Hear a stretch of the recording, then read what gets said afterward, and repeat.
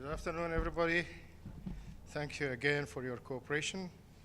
And I would like just to give you a bird's eye view update for the recent development, just to sketch them out.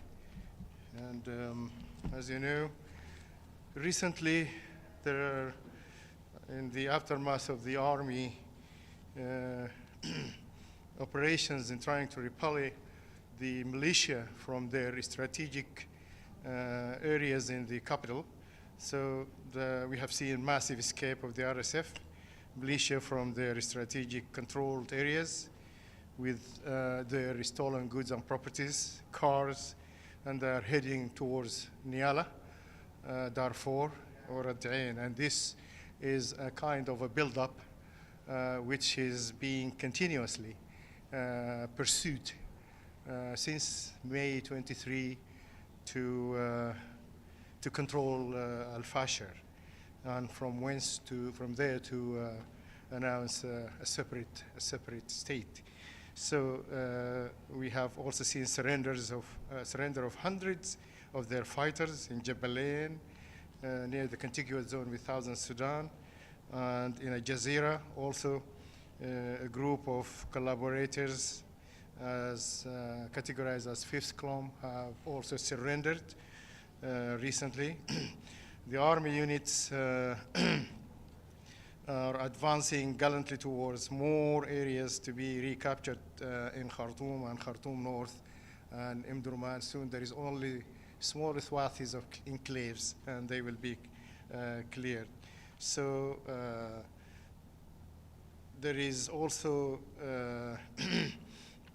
if you must have known that in the 20th instant, the militia issued a 48-hour ultimatum to the joint forces in Darfur to vacate the city under threat of menacing huge attack. And they have been successfully repelled. And the militia attacked by shelling the Saudi teaching maternal hospital maybe yesterday, and in Al-Fashir on 24th, killing 70 inpatients and wounded scores of other citizens. So the attack carried out by the RSF militias on the presidency of the administrative unit of a locality called Brush, 17 kilometers east of Kadada locality, on Saturday, 25th. The attack came in a steady manner from all axes and with more than 20 military armored vehicles. They usually appear to be attributed to the, to the regional supporter with all their military and war equipment and mercenaries from the group loyal to them. And as the attack lasted for more than 5 hours, in which all types of heavy and light weapons were used. Through visual and audio documentation of eyewitnesses, it was possible to identify the leader of the genocidal massacre, Alayan Izzuddin, and another accomplice named Jeddu Gasmassid, documenting their savage attack by their official uniform known as the Kadamol, and a number of soldiers and volunteers, referring to the 1948 Convention on the Prevention and Punishment of Crime of Genocide, which was defined by the statute of ICC in 1998 as any of the acts committed with intent to destroy, in whole or in part, a national, ethnical, racial, or religious group as such. Upon contemplating the act, it becomes clear that the RSF militia did not only intend the criminal act per se, but also the ultimate results of this act, which are aimed at destroying all or part of the specific group, ethnic group there, which are Kampada, Kishima, and Rosindana cases. It is also stipulated in Protocol 1, Article 51, subsection 2, the civilian population shall not be the object of any attack, and it is prohibited to use violence or threats intended to spread terror among the civilian population, in addition to Article 51, subsection 6, which prohibits launching reprisals against the civilians population, and Article 51, subsection 4, which prohibits launching indiscriminate attacks that do not distinguish between military and civilian targets using methods intended to cause indeterminate effects on civilians. Recalling Protocol 2 as well, Article 14, which reads, by prohibiting starving of civilians as a method of warfare, as well as Protocol 2, Article 18, Subsection 2, severe deprivation of medical supplies.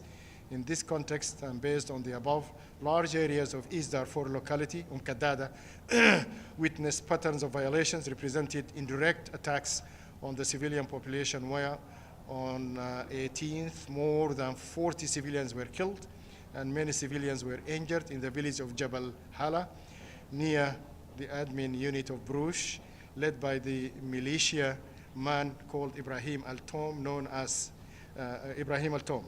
So vicious attacking of civilians was also documented on 25th, where more than 70 civilians were killed, bringing the death toll of civilians in 1 week for more than 100 civilians. All of these crimes were committed against a specific ethnic group, the Berti tribe in particular this time, which explains the criminal intent and quantitative action of the crime of genocide of this group. So some villages and cities belonging to the same tribe were also burned maliciously and destroyed willfully. So including the village of Tandaltawa, near the village of Abu Hmera, as part of the land policy, burned or scorching, land policy, in addition to damaging some civilian properties such as hospitals, which is the habit since May 23. There is now over 170 malicious daily attacks using bombs, shells, and missiles against infrastructure and hospitals in Darfur. So the militia did not limit itself to that, but rather imposed living measures as a tight siege, restricting the freedom of movement of citizens to have access to health care, and restricting the entry of food supplies. So they are aiming at enhancing the the requirement of starvation or starving of civilians. So the world has witnessed this, and out of our conviction, the effective punishment for war crimes and crimes against humanity is an important element in avoiding the occurrence of these crimes, protecting human rights and fundamental freedoms, encouraging trust between ethnicities, strengthening cooperation between peoples, and enhancing international peace and security. We appeal to the people of the free world and peace-loving countries, the United Nations and the Security Council, especially the ICC, whose prosecutor can, on his own initiative, investigate on the basis of information he receives from various sources regarding crimes within the authority of the court. And this brings me to end my briefing today. If there are any questions, welcome.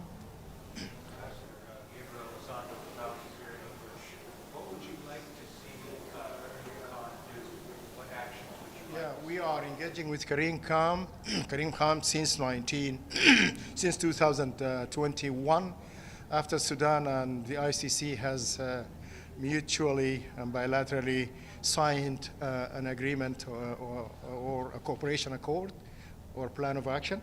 And also Karim Khan and his team has frequently visited Sudan, and they had also met witnesses, and they are continuing in collecting evidence and meeting and investigating with witnesses. So there is a buildup of a legal case against all perpetrators, and Sudan has also set up a commission, a national commission of investigation or a query into all kind of what do you call it,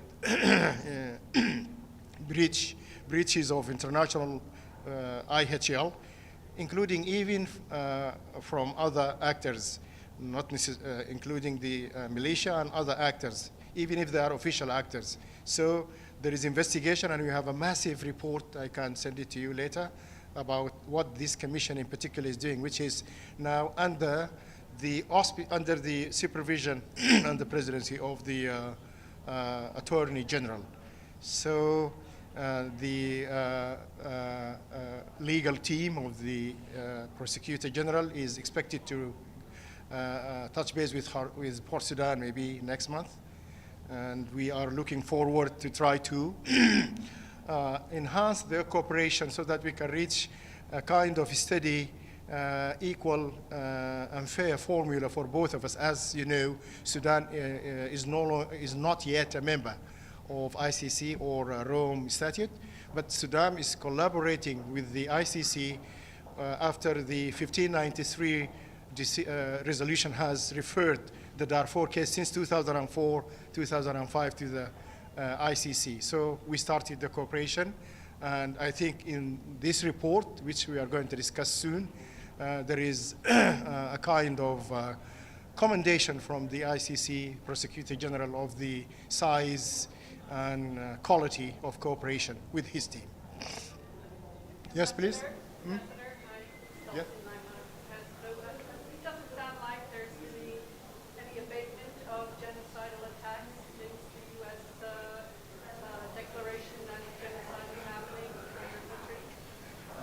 Genocide has taken place in Geneva since May 23, and everybody knows that. And I think this also has been stated in the U.S. repetitive declaration issued by His Excellency Blinken or the Speaker of the White House or the State Department proclamations or statements. So we also, we have what we call a coordinating committee or commission for the acts of the in order for engagement with the ICC. It is also headed by a magistrate of the Supreme Court.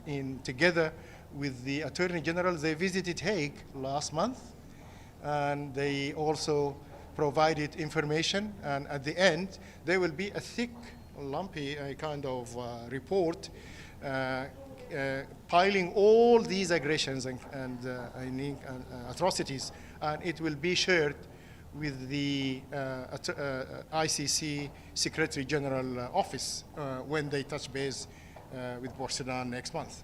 Has the new White House been in touch with your government or with you directly? We have receiving good signals. As I said, we would welcome the new administration, and we are optimistic that because in the first presidency there were three pivotal, I think, advances in connection with the bilateral relations, as Sudan name has been removed from list of states sponsors of terrorism, and economic also restrictions were also lifted. And there is also what we call the Abrahamic Accord, as Sudan with the rest of the Middle Eastern countries have been involved in this arrangement. So we have an agenda which are now ready to engage with the new department, with the new administration. And we are optimistic that we will strike a deal. And we are looking forward to use their leverage and their global clout to suppress foreign actors and to stop the war in Sudan. We will cooperate with them in this. So we would welcome, and soon we will see a kind of a deal. Any more questions? Thank you very much. God bless you.